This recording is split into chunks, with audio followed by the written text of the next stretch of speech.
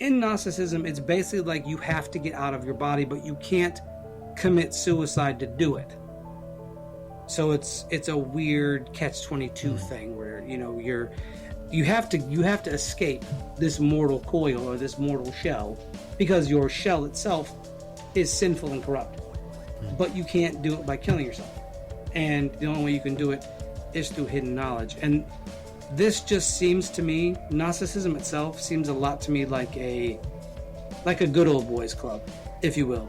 Like, we have this special knowledge, and religion will do this. Some religious beliefs will do this, where we have all of this special knowledge, or that only so many people can get into heaven. Now, Spider, what are your thoughts on dualism and the idea that the Old Testament God was actually an evil God, and that the Christ was sent to come and sort of usurp that role and lead mankind, those who deserve it, into the realm of spirituality?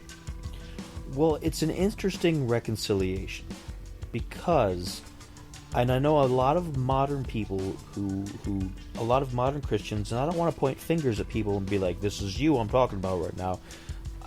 There are a lot of people who claim to be members of Christianity, for whatever denomination, and they still bring up like, oh, well, Leviticus says this, and you can't do this, and you can't do this. Well, the Gnostics were way ahead of you on some of that stuff, because they knew that the New Testament, the whole point was to replace the old rules of the Old Testament. If you read it, that's what it says. Once you read from the Old into the New Testament tells you flat out near the beginning at most of the books, I'm sweeping away the old order, and I need you to do this and this and this. So instead of sticking to those like really close rules and regulations, it's like we're at a point in our society we don't need to do that anymore.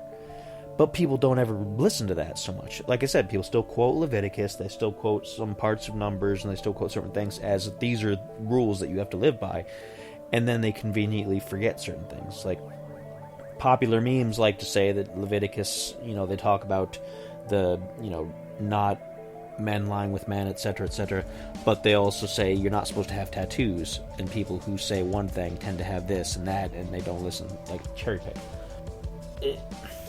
For the Gnostics, I think it was a kind of reconciliation. I think it gave them more of a reason to discount the Old Testament. I think they felt like it was such a radical thing to say, okay, well, the Old Testament isn't applicable anymore.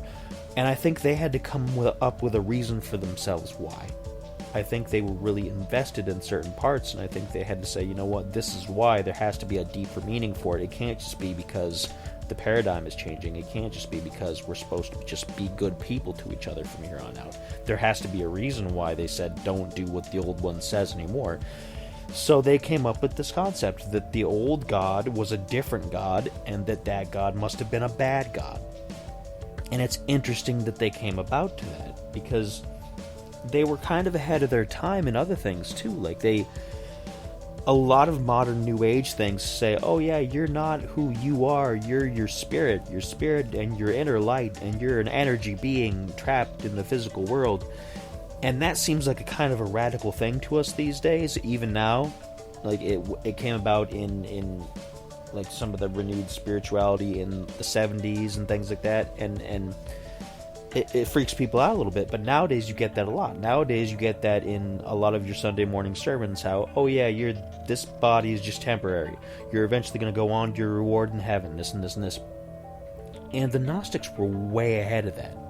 But the way that they said it was by looking at everything that wasn't a being of light, a being of energy, a being of pure spirituality.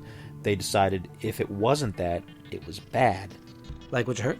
Well, head on over to our YouTube channel to learn about more uncanny things such as Gnosticism and hear more episodes of This Uncanny Earth. As always, why be boring when you can be uncanny?